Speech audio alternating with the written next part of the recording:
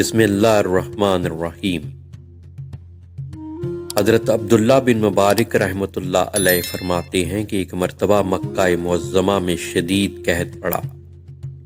لوگ نماز استسقاء کے لیے میدان عرفات میں جمع ہوتے رہے اور اللہ سبحانہ و تعالیٰ سے دعا مانگتے رہے، لیکن باوجود اس کے کسی طرح بھی قحط کے آثار کم نہ ہوئے۔ اسی طرح دن گزرتے گئے اور ایک ہفتہ اسی طرح گزر گیا۔ چنانچہ آئندہ ہفتے نماز جمعہ کی ادائیگی کے بعد لوگ پھر سے عرفات میں جمع ہوتے رہے اور پاک پروردگار سے دعا مانگنے لگے، تو اچانک میں نے دیکھا کہ وہاں ایک سیاہ فام ضعیف اور ناتواں انسان ہے، جس نے 2 رکعت نماز پڑھ کر اللہ تعالیٰ سے دعا مانگی اور سجدے میں گر کر رب العزت کی قسم کھائی کہ تیری عزت و جلال کی قسم، اس وقت تک سجدے سے سر نہ اٹھاؤں گا جب تک تو باران رحمت سے اپنے بندوں کو سیراب نہ کر دے۔ چنانچہ اس کی اس دعا کے بعد میں نے دیکھا کہ آسمان پر سیاہ بادل چھا گئے اور اس قدر می برسا کہ میں حیران رہ گیا۔ بعد ازاں سیاہ فام بندہ خدا نے اپنے رب العزت کی خوب حمد و ثنا بیان کی اور اپنی راہ کو چل دیا۔ میں بھی اس کے پیچھے پیچھے ہو لیا کہ دیکھوں یہ شخص جاتا کہاں ہے۔ جب وہ چلتے چلتے ایسے مکان میں داخل ہوا جہاں ایک بردہ فروش رہتا تھا، تو میں یہ دیکھ کر واپس چلا آیا اور صبح کچھ روپے لے کر اس بردہ فروش کے مکان پر جا پہنچا۔ میں نے کہا کہ مجھے اپنے لیے ایک غلام خریدنا ہے۔ میری اس درخواست پر اس سوداگر نے تقریباً 30 غلام دکھا دی۔ ان سب کو دیکھ بھال کر میں نے سوداگر سے کہا کہ اس کے علاوہ اور بھی کوئی غلام تمہارے پاس ہے؟ اس نے جواب دیا کہ ایک منحوس سا غلام اور ہے جو کسی سے بات چیت نہیں کرتا۔ میں نے کہا اسے بھی دکھا دو۔ تو وہ سوداگر اس غلام کو لے آیا جس کو میں دیکھ چکا تھا اور اس کی دعا سے اللہ تعالیٰ نے باران رحمت کی تھی۔ میں نے سوداگر سے دریافت کیا کہ تم نے اس کو کس قیمت پر خریدا ہے؟ سوداگر کہنے لگا، خریدا تو ہے میں نے اس کو 20 اشرفیوں میں، مگر آپ کو صرف 10 ہی اشرفی کا دے دوں گا۔ یہ سن کر حضرت عبداللہ بن مبارک رحمۃ اللہ علیہ نے فرمایا کہ ہمیں اس کی ضرورت نہیں، بلکہ میں تم کو اس کی قیمت سے 27 اشرفیاں اور دیتا ہوں۔ پھر فرمانے لگے کہ بس اس کا سودا کر کے میں اس غلام کو اپنے ساتھ لے آیا۔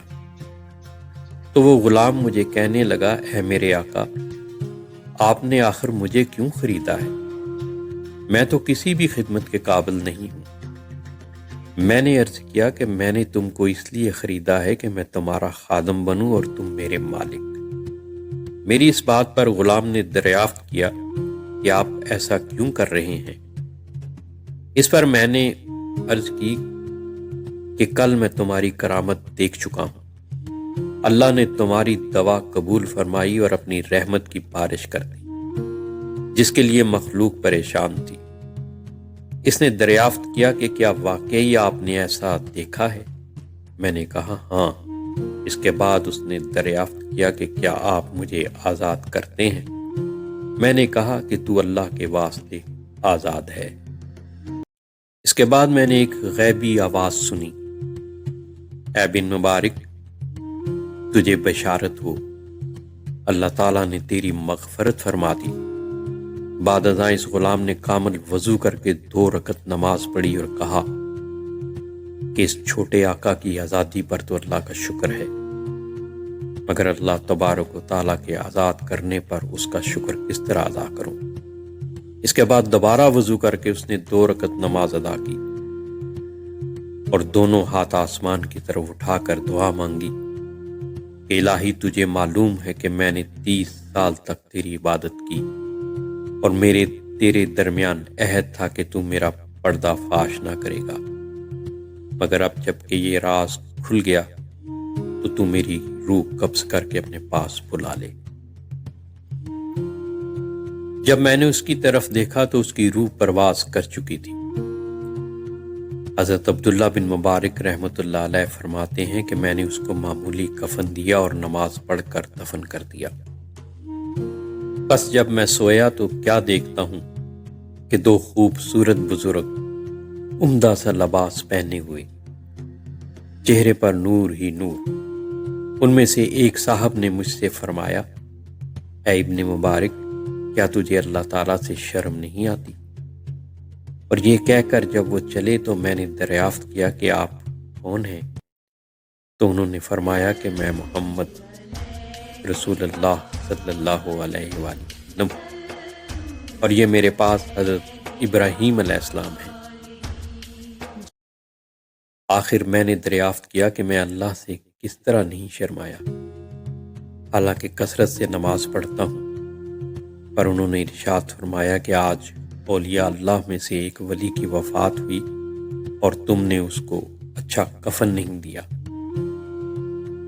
چنانچہ جب صبح ہوئی تو میں نے اس غلام کی قبر کھلوائی اور کھلوا کر نہایت عمدہ اور نفیس کفن پہنایا اور دوبارہ نماز جنازہ ادا کر کے دفن کر دیا۔ اللہ تعالیٰ اس پر اپنا رحم فرمائے، آمین۔ تو دوستو، پھر کسی اور ایمان افروز واقعے کے ساتھ دوبارہ اسی جگہ ملتے ہیں۔ تب تک کے لیے اللہ حافظ۔